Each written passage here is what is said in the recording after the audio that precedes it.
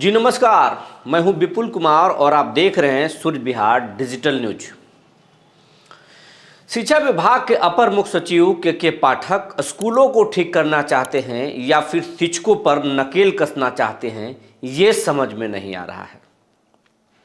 अगर स्कूलों को ठीक करना चाहते तो शिक्षक के साथ साथ अभिभावक और बच्चों का भी ख्याल करना ज़रूरी होता, लेकिन के पाठक ऐसा कुछ नहीं कर रहे हैं।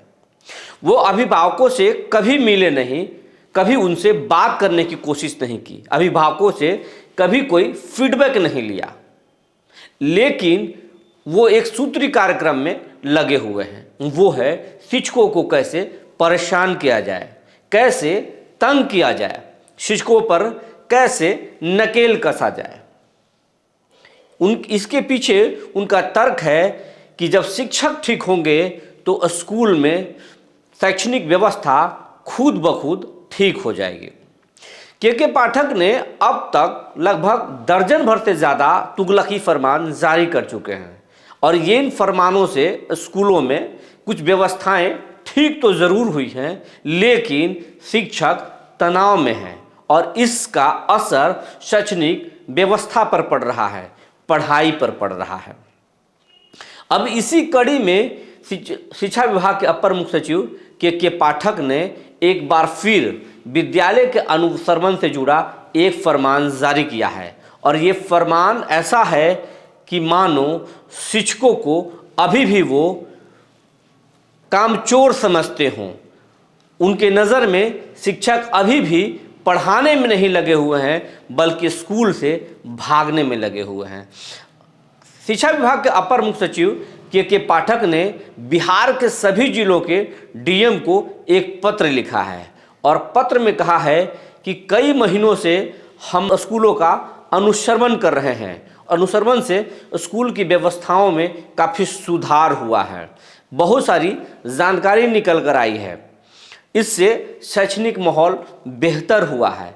लेकिन ये अनुश्रवण के दौरान पाया गया है कि शिक्षक जांच का टाइम टेबल समझ गए हैं और जैसे ही विद्यालय दोपहर में जांच होता है उसके बाद स्कूल के शिक्षक फरार हो जाते हैं। लेकिन अब ऐसा नहीं चलेगा। डीएम को ये आदेश दिया है कि आप स्कूलों का 3 तरीके से जांच कराएं। एक, सुबह में जांच कराएं और फिर उसी विद्यालय को शाम में जांच कराएं और इसकी जानकारी किसी को नहीं होनी चाहिए, ताकि शिक्षक स्कूल से बाहर नहीं निकल पाएं। के पाठक ने अपने पत्र में ये भी कहा है कि विद्यालय के जांच के दौरान उनको ये जानकारी मिली कि शिक्षक जो स्कूल में नहीं आते हैं वो अपना छुट्टी से संबंधित आवेदन स्कूल हेडमास्टर को देते हैं, लेकिन ये कतई सही नहीं है।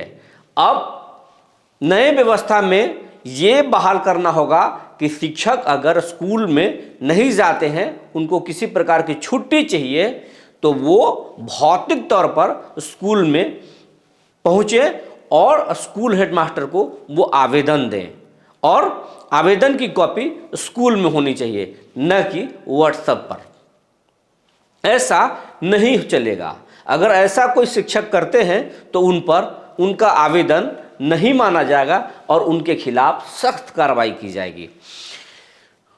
डीएम को शिक्षा विभाग के अपर मुख्य सचिव के पाठक ने अपने फरमान में कई सारे चीज लिखे हैं जो एक तरह से शिक्षकों पर नकेल कसने की पूरी तैयारी है। हालांकि जो जिस दिशा में अनुश्रवण को टाइट करने की बात कही है, उसके ठीक पहले शिक्षा विभाग के अपर मुख्य सचिव ने स्कूलों में बायोमेट्रिक्स डिवाइस लगाने का भी आदेश दे दिया है और इसके लिए बीएसएनएल के साथ एकरारनामा भी हो चुका है, यानी स्कूलों में बायोमेट्रिक्स डिवाइस लगेगा। अब सवाल उठता है कि जब बायोमेट्रिक्स डिवाइस लगेगा, स्कूल में शिक्षक के पहुंचने का और फिर स्कूल छोड़ने का जब पंचिंग होगा, जब अंगूठा लगा करके अटेंडेंस बनाएंगे आने का और जाने का, तो फिर ये अनुश्रवण का क्या औचित्य बनता है, खासकर ये कि शिक्षक भाग जाते हैं। जब बायोमेट्रिक्स डिवाइस लग जाएगा तो फिर शिक्षक कैसे स्कूल छोड़कर भागेंगे। हाँ, उनको अगर स्कूल में शैक्षणिक माहौल बेहतर करना है, बच्चों को रियल में पढ़ाना है, तो कोशिश ये होनी चाहिए कि शिक्षकों के साथ अच्छा वातावरण में बात किया जाए, उनसे फीडबैक लिया जाए, न कि उनको दिमागी तनाव दिया जाए बार बार। क्योंकि पाठक को शिक्षक से, स्कूल हेडमास्टर से बात करना चाहिए, उनसे फीडबैक लेना चाहिए और फीडबैक के साथ साथ अभिभावकों से भी बात करनी चाहिए। ऐसा करने से शैक्षणिक माहौल बेहतर होगा। इसके बदले अगर सिर्फ शिक्षकों को डराएंगे, धमकाएंगे तो ये गलत हो जाएगा, ये कहीं से सही नहीं होगा।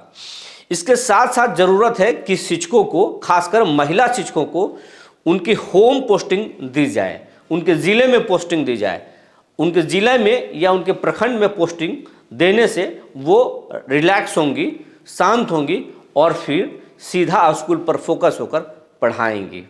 जो जानकारी हम तक निकल कर आई थी हमने आपको बता दिया, बाकी जो जानकारी निकल कर आएगी हम आपको बता देंगे। तब तक के लिए धन्यवाद।